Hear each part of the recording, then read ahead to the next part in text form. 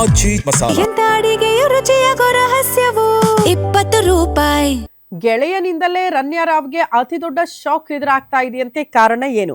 Smuggling ಕೇಸಲ್ಲಿ ಜೈಲು ಸೇರಿರುವ ರನ್ಯಾಗೆ ಅತಿ ದೊಡ್ಡ ಸಂಕಷ್ಟ ಎದುರಾಗಿದೆ. ನಟಿ ರನ್ಯಾಗೆ ಗೆಳೆಯನಿಂದಲೇ ಕಂಟಕ ಶುರುವಾಗ್ಬಿಡ್ತಾ? ಸ್ಮಗ್ಲಿಂಗ್ ಪ್ರಕರಣದಲ್ಲಿ ಈಗ ಸ್ಫೋಟಕ ಟ್ವಿಸ್ಟ್ ಮೇಲೆ ಟ್ವಿಸ್ಟ್ ಪಡೆದುಕೊಳ್ತಾ ಇದೆಯಂತೆ. DRI show cause ನೋಟಿಸ್ಗೆ ಸ್ಮಗ್ಲರ್ಗಳು ಹೆದರಿಬಿಟ್ಟಿದೆ. ರನ್ಯಾರಾವ್ಗೆ ಚಿನ್ನದ ಬಿಸ್ಕೆಟ್ ನೀಡಿದ್ದು ನಿಜ ಎಂಬುದನ್ನ ಸ್ಮಗ್ಲರ್ ಒಪ್ಕೊಂಡಿದ್ದಾರಂತೆ. ದುಬೈನಲ್ಲಿ ರನ್ಯಾರಾವ್ಗೆ ಚಿನ್ನದ ಬಿಸ್ಕೆಟ್ ನೀಡಿದ್ದೆ. ನನಗೆ ದುಬೈ ಕಾನೂನು ಅನ್ವಯ ಆಗುತ್ತೆ, ಭಾರತದ ಕಾನೂನಲ್ಲ. ನಾನು ಭಾರತದಲ್ಲಿ ಯಾವುದೇ ಅವ್ಯವಹಾರ ಮಾಡಿಲ್ಲ. ಚಿನ್ನ ಮಾರಾಟ ಮಾಡೋ ಪ್ರಯತ್ನವನ್ನ ಕೂಡ ನಾನು ಮಾಡಿಲ್ಲ.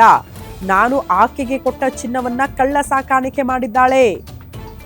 ರನ್ಯಾಗೆ ಮಾತ್ರ ಭಾರತದ ಕಾನೂನು ಅನ್ವಯ ಆಗುತ್ತೆ ಬಿಟ್ರೆ ನನಗೆ ಭಾರತದ ಕಾನೂನು ಯಾವುದು ಕೂಡ ಅನ್ವಯ ಆಗುವುದಿಲ್ಲ.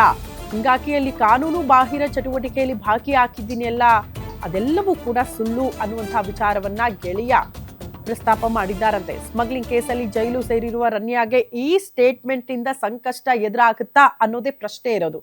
ಬಿಕಾಸ್ ಇಲ್ಲಿ ರನ್ಯಾರಾವೇ ಏರ್ಪೋರ್ಟ್ ನಲ್ಲಿ ಅನ್ಯ ಮಾರ್ಗದ ಮೂಲಕ ಇಷ್ಟು ಚಿನ್ನಾಭರಣವನ್ನ ಸ್ಮಗ್ಲಿಂಗ್ ಮಾಡ್ತಾ ಇದ್ರು ಅನ್ನುವಂತಹ ವಿಚಾರ ಇತ್ತಲ್ಲ. ಹೇಗೆ, ಯಾರು ತಂದ್ಕೊಟ್ರು, ಇದರ ಹಿಂದೆ ಇದ್ದಿದ್ಯಾರು, ಯಾರ ಪಾತ್ರ ಹೇಗಿದೆ ಅನ್ನೋದನ್ನ ಬೆನ್ನಹತ್ತಿರುವಂತಹ ಅಧಿಕಾರಿಗಳಿಗೆ ಸಿಕ್ಕಿರುವಂತಹ ಮಾಹಿತಿ ಅಂದ್ರೆ, ಯಾರು ಸಹಾಯ ಮಾಡಿದ್ನಲ್ಲ ಈಕೆಯ ಗೆಳೆಯ, ಆತನೇ ಹೇಳ್ತಾ ಇರೋದು, ನೋಡಿ ನನಗೆ ಅಲ್ಲಿ ಕಾನೂನು ಅನ್ವಯ ಆಗುವುದಿಲ್ಲ, ದುಬೈಯಲ್ಲೇ ಯಾಕೆ ಕೊಟ್ಟಿದ್ದೆ, ಆಕೆ ಕಳ್ಳ ಮಾರ್ಗದ ಮೂಲಕ ಸಾಗಾಟ ಮಾಡೋದ್ರ ಬಗ್ಗೆ ನನಗೆ ಮಾಹಿತಿ ಇಲ್ಲ, ಆಕೆಗೆ ಮಾತ್ರ ಅಲ್ಲಿನ ಕಾನೂನು ಅನ್ವಯ ಆಗುತ್ತೆ, ನನಗಲ್ಲ ಅನ್ನುವಂತಹ ವಿಚಾರವನ್ನ ಪ್ರಸ್ತಾಪ ಮಾಡೋ ಮೂಲಕ ಇದಕ್ಕೂ ನನಗೂ ಸಂಬಂಧ ಇಲ್ಲ, ಇದರಲ್ಲಿ ನನ್ನ ಪಾತ್ರವೇ ಇಲ್ಲ ಅನ್ನುವಂತಹ ವಿಚಾರವನ್ನ ಪ್ರಸ್ತಾಪ ಮಾಡಿರೋದ್ರಿಂದ ಆತನ ಸ್ಟೇಟ್ಮೆಂಟ್ ರನ್ಯಾರಾವ್ಗೆ ಮತ್ತಷ್ಟು ಸಂಕಷ್ಟವನ್ನ ತಂದೊಡ್ಡುವ ಸಾಧ್ಯತೆಗಳು ಇದೆ ಅನ್ನೋದ್ರ ಬಗ್ಗೆ ಡೀಟೇಲ್ ಸಿಗ್ತಾ ಇದೆ.